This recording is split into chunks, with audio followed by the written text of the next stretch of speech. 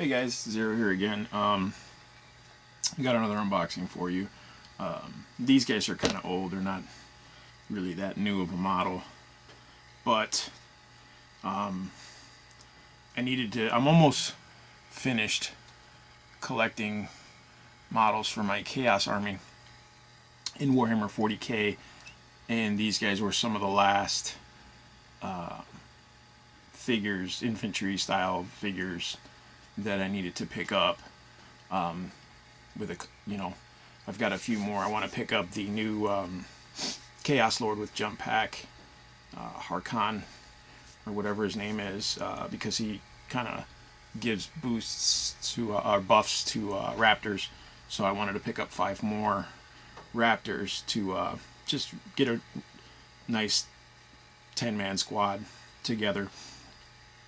But yeah, these are the Warhammer 40k Chaos Space Marine Raptors, or you could also build them as what are these guys called? Warp Talons. Sorry, I'm not a big fan of the Warp Talons per se. I know they focus on close combat and stuff like that, and it's pretty cool. Or they're more focused towards close combat, because the Raptors themselves, to me, that's chain sword and bolt pistol, or chain sword and plasma pistol.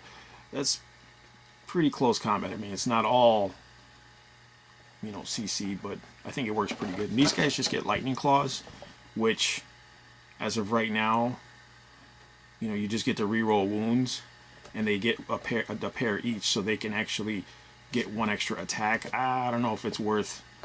You know what I mean? I'm not a fan of these parts here. I'm not a fan of the Warp Talon parts. I just don't. I'm not a big fan. I'm not actually a fan of the Raptors either, to be honest. They came out around 6th edition, maybe 5th edition, and they're kind of like more ornate looking Chaos guys, kind of like the Crimson Slaughter guys that came out in the Dark Vengeance box set, which I do have. I do like. I like the ornate, but I don't know. They're way better than the original Raptors. Okay, so it's a step up. I don't know, something about the models. It just, I don't know, man. Something off about them. Maybe it's just me. I don't know. I don't like that they're all on little stems here to show that they're flying. I don't like models like that, because it kind of lends itself to snapping, and it also puts these figures taller than most other figures of their size, which gives them less ability to hide behind cover. And I know that sounds like nitpicky, but when you're playing 40k and your guys are getting targeted and they're not benefiting from cover because they're standing so tall, you'll trust me when I tell you, you'll see a difference, in the way you play your games and the miniatures you actually use. Like I said, for me, I'm not a fan of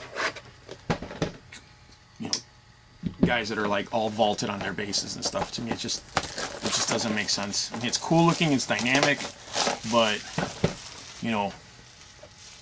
they're gonna get shot more because they're so tall.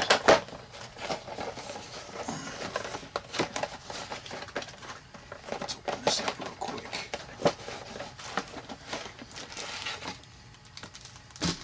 Okay. So, obviously you have your instructions, and you can make one set or the other. These are pretty nice instructions. The original set, I actually bought a set of Raptors. Prior to this, I'll show you those guys in a minute. They did not come with these instructions. They actually came with the older ones. So they're the gray ones, and they didn't actually have all the color where you glue and stuff like that. So this is kind of cool. This is kind of updated instructions, which is kind of nice. I do like these new GW instructions. They're actually very easy to follow. There you have your rules for them. They're easy to follow, and especially if you're new to this hobby, that's important too, because it's like, you get to show, you know, where you're supposed to glue your models and stuff like that. And like I said, if you're new to the hobby, that's a really big benefit. You've got your standard Chaos decal sheet, decal sheet. Does anybody even use these? I have not. I have a ton of decal sheets. The only time I ever really use decal sheets is for Space Marines, you know, for their shoulder pads. And I might still use, like, I think these are the Crimson Slaughter ones here. I might use those, and I might use the Thousand Suns ones, but I don't know. I almost never use decal sheets. You've got your 5 bases, 32 millimeter. And here is our first sprue. Let me zoom in a little bit for you guys.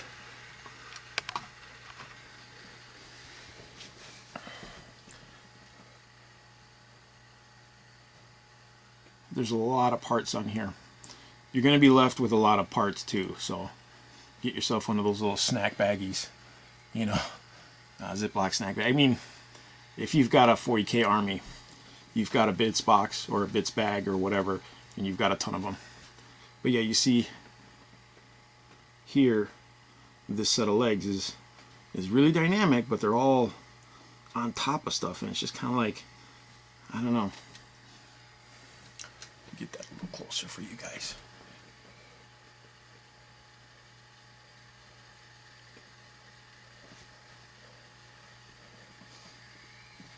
I don't know, if you play 40K, let me know what you think. Am I being too nitpicky, too anal about it? But like I said, the taller the model, the less likely he will be able to take advantage of cover. And that's my only real beef. And I use Tyranid, so they have a lot of tall, standy guys. And they get shot a lot because there's like, well, he's not even behind cover, you know. So you get the 2 sprues, or 1 giant sprue if you're, you know, technical about it.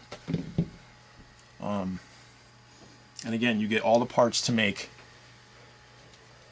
5 warp talons or 5 raptors.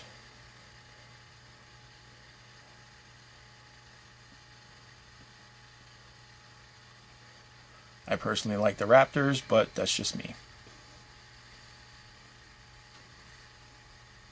You know, so it's pretty cool, and it's a decent kit. I do like that this is one of the kits that really takes advantage of the amount of space you have. Like, I mean, there's a big old space here, but they fill up the entire sprue with as much as possible, which is kind of cool. It's a good use of space, which means you're getting a lot of parts. Like I said, you could probably, if you really wanted to, you could kit bash some normal Chaos guys or Chaos, you know, Space Marines with some of these elaborate bits. I mean, you know, you could do whatever. I mean, kit bashing is part of the hobby, and I know a lot of people who take advantage of that. You know, so here they are.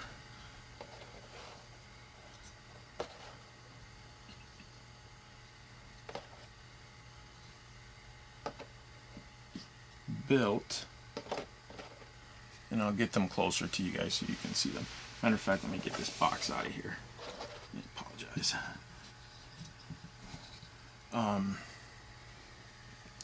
I have them painted red because I want them to go fast. They're actually going to be part of my Crimson Slaughter, which I am doing Crimson Slaughter. So the squad allows you to actually build, it's a 5-man unit. It allows you to take 2 of the guys in the unit can take plasma weapons or plasma pistols instead of bolt pistols, and then the sergeant can have a plasma pistol instead of a bolt pistol. So I have 2 dudes with bolt pistols and 3 with plasmas, which should be pretty devastating. I do like the backpacks. I do like that a lot better than the last set, like the last metal guys.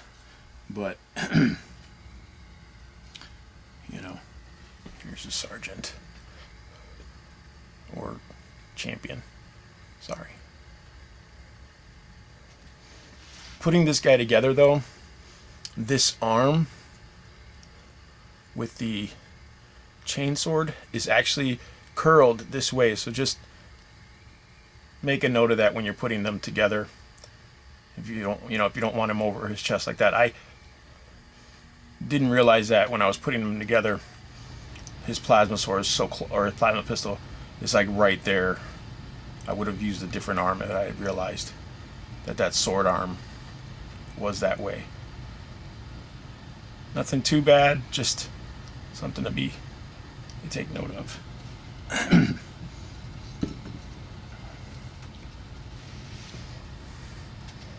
Another bolt pistol guy. Originally, I wasn't going to use jump pack guys in my armies. I don't know, but the Death Guard have almost no fast-moving units. Most of their units are really slow, except for the fast attack section.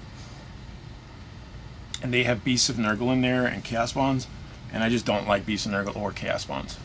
I don't like those models at all, and I don't care to have them. I'm not going to buy models I'm just not happy with just to have good stats or points or whatever. You know what I mean? Same thing with 1,000 Suns. They have very few to no fast-moving units. So, which I do have. I have some 1,000 Suns and I have Death Guard. Death Guard being my primary. But the standard Chaos, the Undivided, which are going to be my Crimson Slaughter, are, the guys that have bikes. So I actually have a squad, a squad of bikes,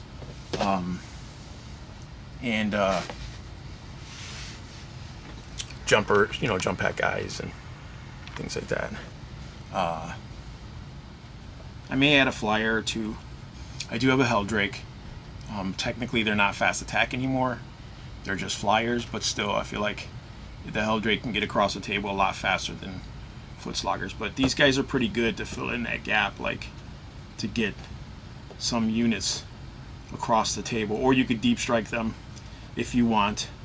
But I find that deep striking them, I don't know, I've never really... Very few times has deep striking a unit actually really worked out to its its full potential. Sometimes it's just one of those things, like you do it as a kind of a desperation move. You just deep strike them so that your enemy has to target them because they're close, or you want to put them near an objective to force your enemy to go to that objective or try to take that objective from them. But generally, they're usually, because of that, they're usually like, fodder. You're letting them go. And to me, jump pack guys are a little bit too expensive to kind of like use as fodder. You should use them a little bit more cautiously, kind of like Strike Force. They go in, they do some damage, they get back out, or they move to another target further away, do some damage, get back out, like as best as they can. Because if you're just using them to drop them in and take an objective and take some bullets, that's not what these guys are gonna. They're not gonna be good for that. That's just my opinion. So, that's what I think. But like I said, I wanted to get 10, so I have 10 now, so I can take advantage of the that new HQ and his bonuses to Raptors. And I think it's only like one buff, but it's kind of cool. It's a cool buff. These guys really didn't have much of it, so there you go. That is the Warhammer 40k Chaos Space Marines Raptors / Warp Talon box set, and that's what they look like there. All right, guys, thanks for watching.